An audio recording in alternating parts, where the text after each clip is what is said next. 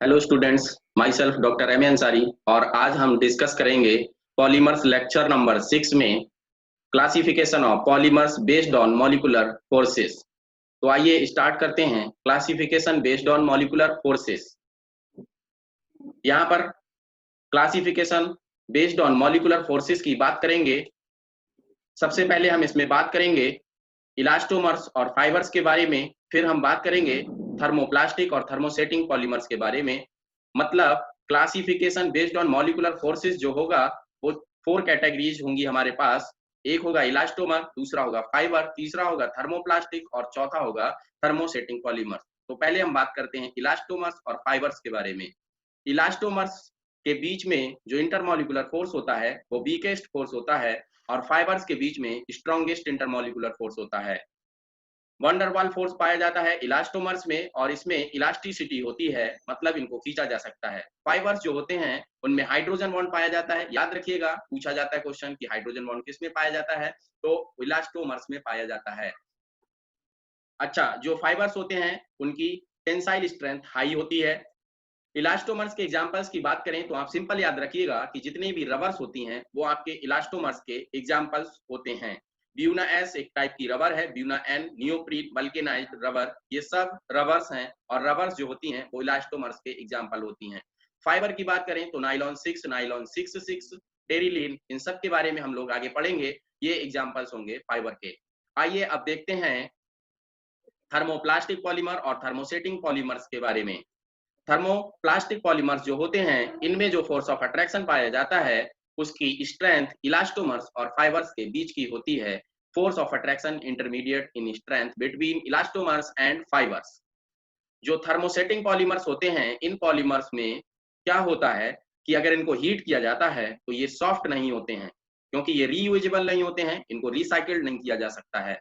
जबकि thermoplastic polymers को remoulded किया जा सकता है, मतलब उनको हीट करने पर सॉफ्ट किया जा सकता है, और जब हम उसको कूल करेंगे तो हार्ड भी किया जा सकता है।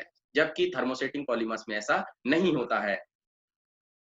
थर्मोसेटिंग पॉलीमर्स जो होते हैं इनमें एक्सटेंसिव क्रॉस लिंकिंग पाई जाती है। ये एक्सटेंसिव क्रॉस लिंकिंग से बनते हैं। Classification based on forces of attraction के अंदर अब हम पहले पॉइंट पर डिस्कस करेंगे बेस्ड ऑन हीट ट्रीटमेंट, और इसमें हम सबसे पहले थर्मोप्लास्टिक पॉलीमर के बारे में पढ़ेंगे। अ थर्मोप्लास्टिक और thermo softening plastic is a plastic material, typically a polymer that becomes pliable और mouldable above a specific temperature and solidifies upon cooling। और कूल करने पर इसको सॉलिडिफाई किया जा सकता है, टेम्परेचर देने पर इसको सॉफ्ट किया जा सकता है, मतलब मोल्ड किया जा सकता है, रिसाइकिल्ड किया जा सकता है। Most thermoplastics have a high molecular weight. ज्यादातर जो थर्मोप्लास्टिक्स होते हैं इनका मॉलिक्यूलर वेट हाई होता है।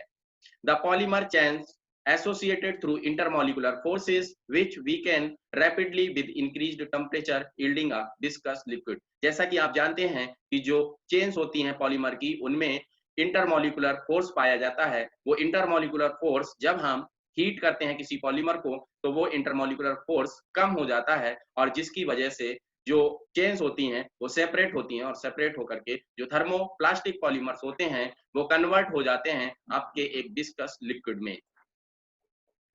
इसके बाद अब हम बात करेंगे बेस्ड ऑन हीट ट्रीटमेंट में थर्मोप्लास्टिक पॉलीमर्स जो होते हैं उनको रीसेप किया जा सकता है हीटिंग से, and are typically used to produce part wise injection moulding, और दूसरे दूसरे पार्ट्स में उसको इंजेक्शन मोल्डिंग के थ्रू बनाया जा सकता है।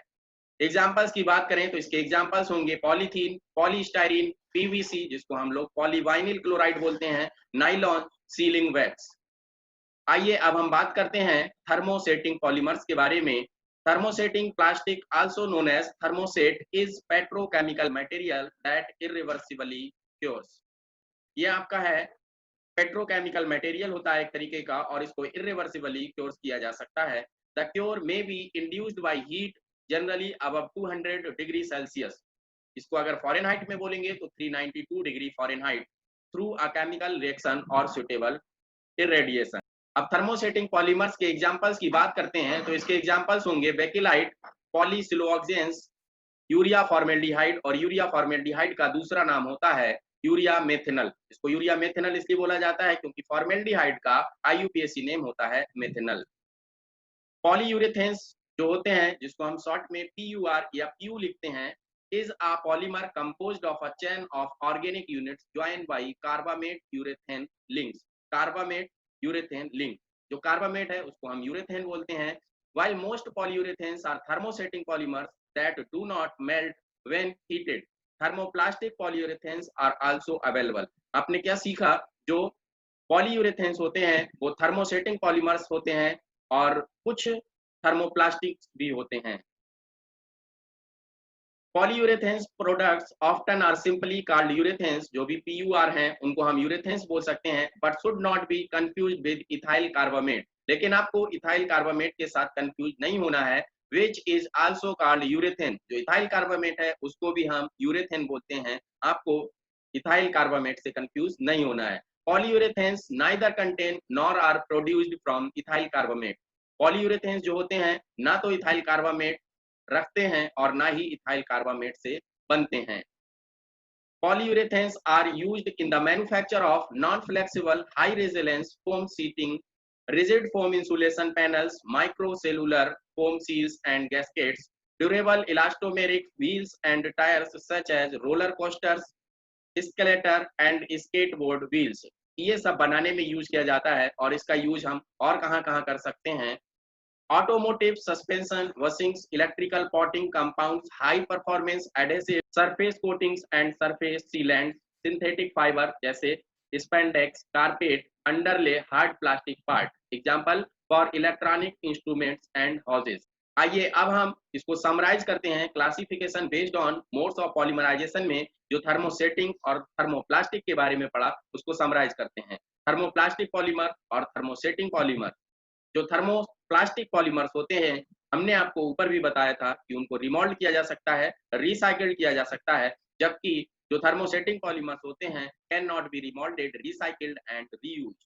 थर्मोप्लास्टिक पॉलीमर्स के एग्जांपल होते हैं polythene, PVC, nylon, sealing wax. और थर्मोसेटिंग पॉलीमर के एग्जांपल्स होते हैं वेकेलाइट, यूरिया फॉर्मेल्डिहाइड, पॉलीसिलोऑक्जेन्स। पॉलीसिलोऑक्जेन्स क्या होते हैं? आप इसको इस डायग्राम में देख सकते हैं, ये पॉलीसिलोऑक्जेन्स है।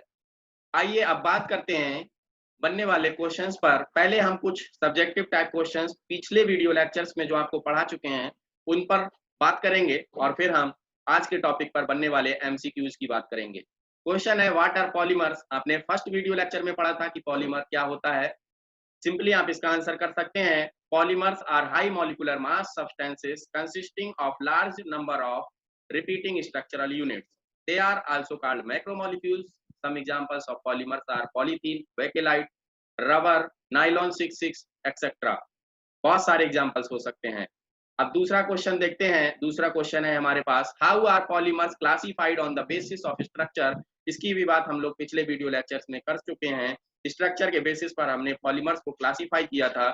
तो देखते हैं कितना क्लासिफिकेशन किया था हमने। On the basis of structure the polymers are classified as below linear polymer, branched chain polymers और क्रॉस लिंक्ड पॉलीमर्स। इन सब के एग्जांपल्स भी हमने आपको बताए थे। तो लीनियर पॉलीमर्स के एग्जांपल्स हैं polythene, polyvinyl chloride, PTC। Branched chain polymers के एग्जांपल हैं लो डेंसिटी पॉलीथीन और क्रॉस लिंक्ड पॉलीमर का एग्जांपल है आपका बेकेलाइट, मेलामाइन, एक्सेट्रा। आइए अब बात करते हैं आज के टॉपिक से रिलेटेड MCQs की। पहला क्वेश्चन है the polymer which can be recycled and reused is. जिसको रिसाइकिल किया जा सकता है, रीयूज किया जा सकता है, वो कौन सा पॉलीमर होता है? पहला ऑप्शन है इलास्टोमर्स, सेकंड ऑप्शन है थर्मोप्लास्टिक पॉलीमर्स, थर्ड ऑप्शन है फाइबर्स, फोर्थ ऑप्शन है थर्मोसेटिंग पॉलीमर्स।